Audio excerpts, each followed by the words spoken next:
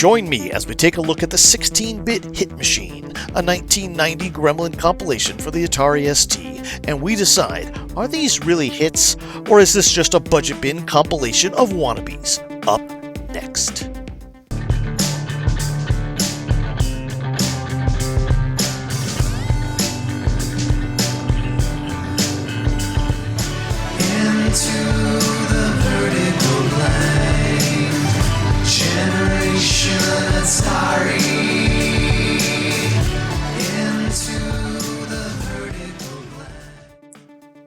The 16-bit Hit Machine is a 1990 4-game compilation by Gremlin Graphics.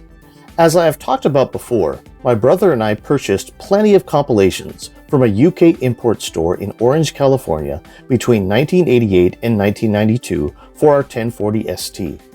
This was one we purchased in 1990, never having played any of the games, hoping for something to take our minds off our tough college classes, at least for a bit.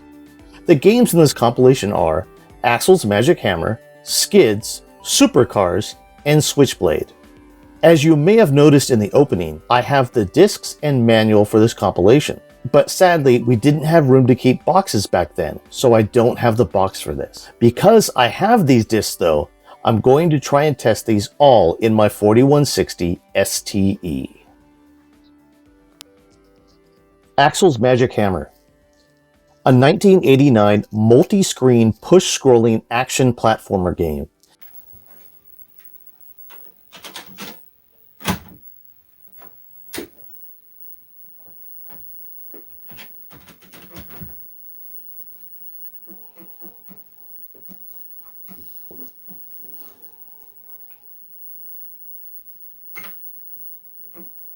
Axel must use his hammer to crack up bricks and other environmental objects as he jumps his way through 8 levels to rescue the princess.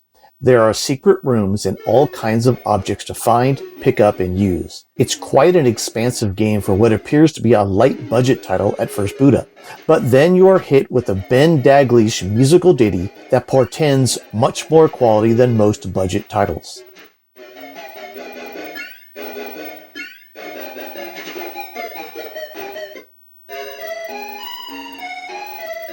This was not the type of game we were really looking for on a computer back then, as we could have been deep in an SSI role-playing game or running teams from Division 3 to Division 1 in Player Manager. But I do remember liking it a bit, and as I play today, I like it more and more. Programmed by Andrew Green, who was also responsible for coding ST versions of Action Fighter, The Sword in the Rose, and Fantasy World Dizzy for the ST.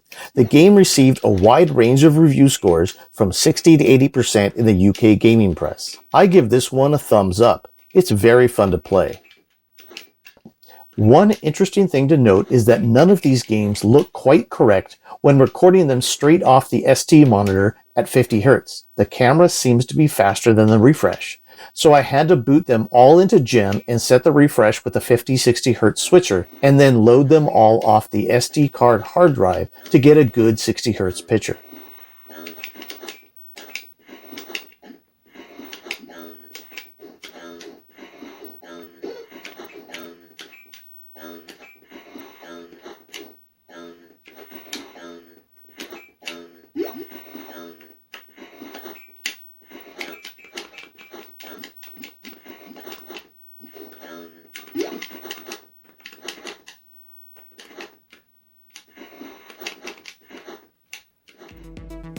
Skidz, a 1990 game that I can only describe as BMX meets Woodsy the Owl, as you ride your bike or skateboard through 8 levels doing stunts and picking up trash.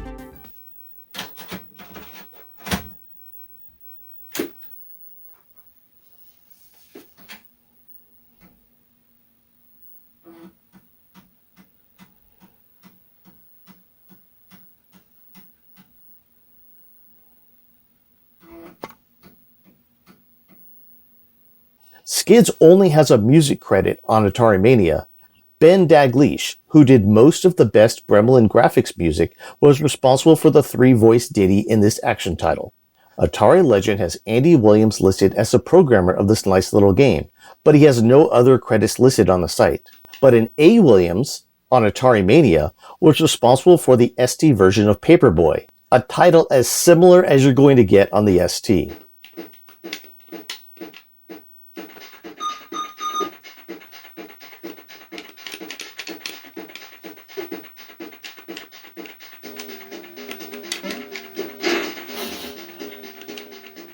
I've created a big review database by going through most of the UK and American magazines that reviewed ST games, and this database of mine contains 4 reviews for Skidz.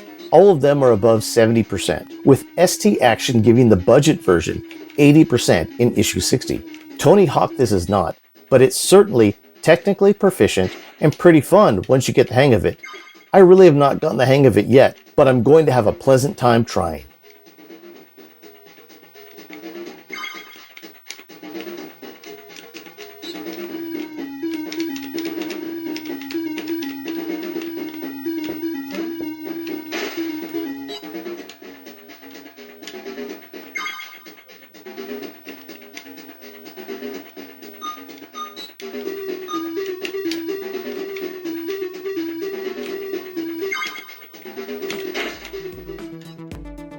Supercars.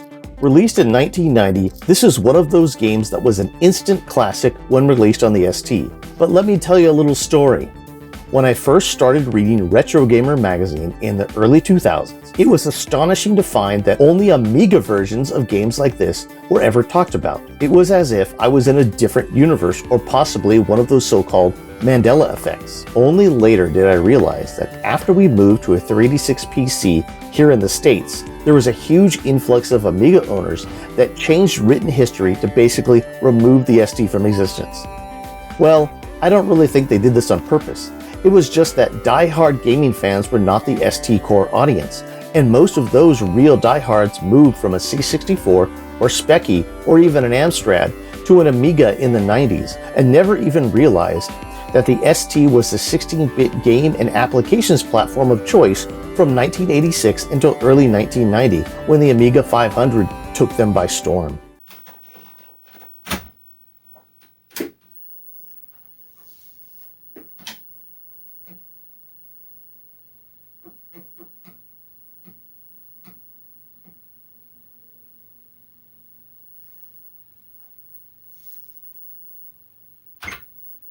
This is a fantastic overhead 4-way scrolling action racing game programmed by Sean Southern and Dave Menken, again with music by Ben Daglish. Sean has a list of first-person and driving games to his name, such as the Lotus series, and Dave has a more humble resume that includes Super Scramble Simulator and unique isometric arcade game Wrangler.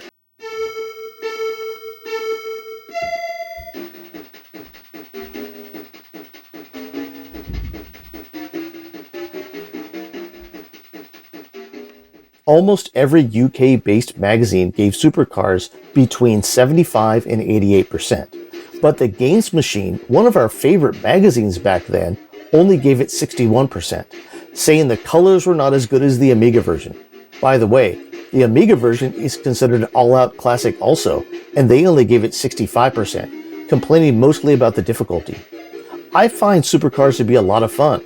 The car handles well, and the graphics are just detailed enough to make it a fun, fast experience. I'd rather play a technically well done, fast and fun game than one that is slow, boring, and pretty, and difficult to control.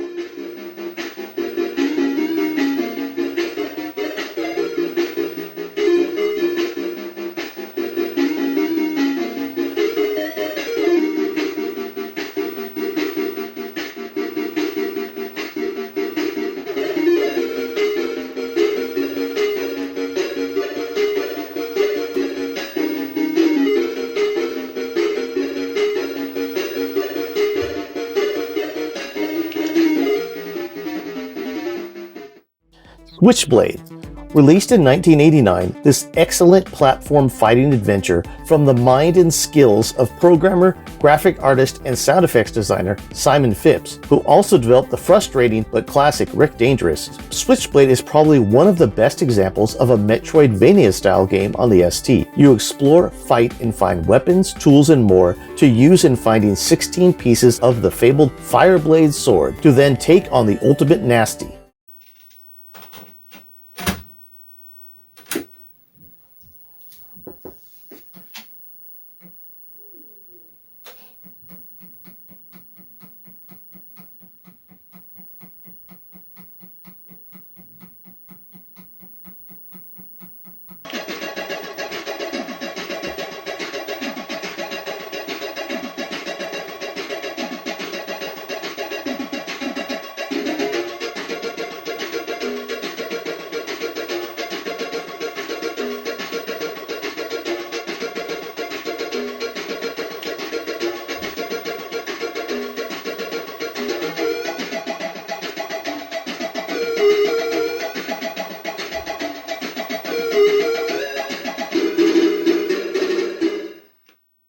Ben Daglish's excellent tune makes the game even more fun to play.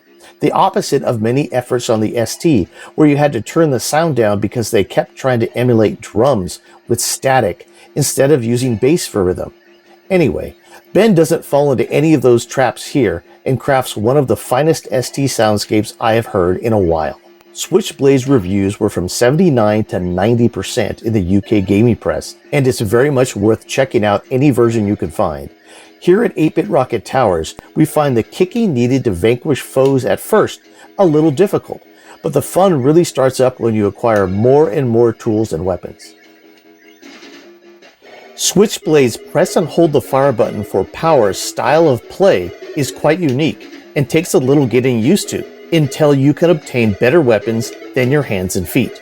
It's well worth a good long gameplay session.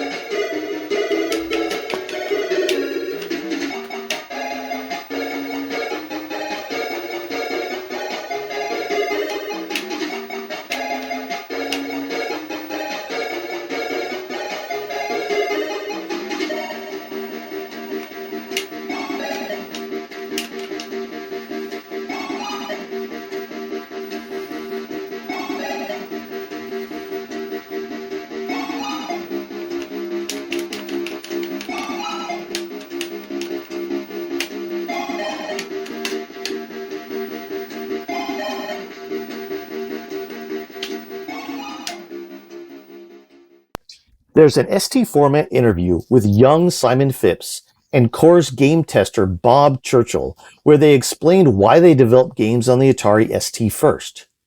Quote, everything concerning Rick Dangerous 2 has been developed originally on the ST with graphics done in Art Studio. The reason?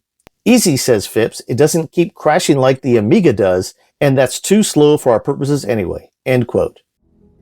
But you don't have to be such a dick. Put that on a plaque and hang it at your next job. No, just kidding. They did say that in the article, but Core went on to create many more titles for the Amiga than the ST, so the good old A500 got the last laugh in the non-IBM PC gaming sweepstakes, while ST owners mostly moved on to 386s. The 16-bit Hit Machine package as a whole was reviewed in Zero Magazine, issue 17, where it was given 89%. Both the ST and the Amiga versions. That's a score I can wholeheartedly agree with. Until next time, play some 16-bit computer hits on a machine of your choice in the vertical blank.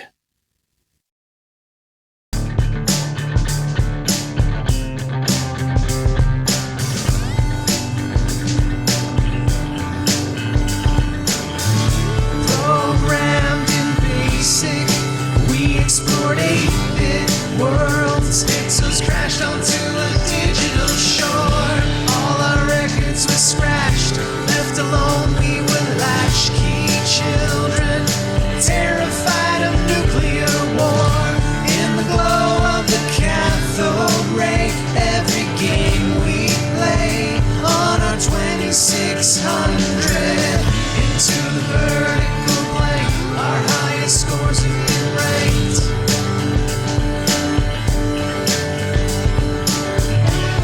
Into the vertical blank, generation Atari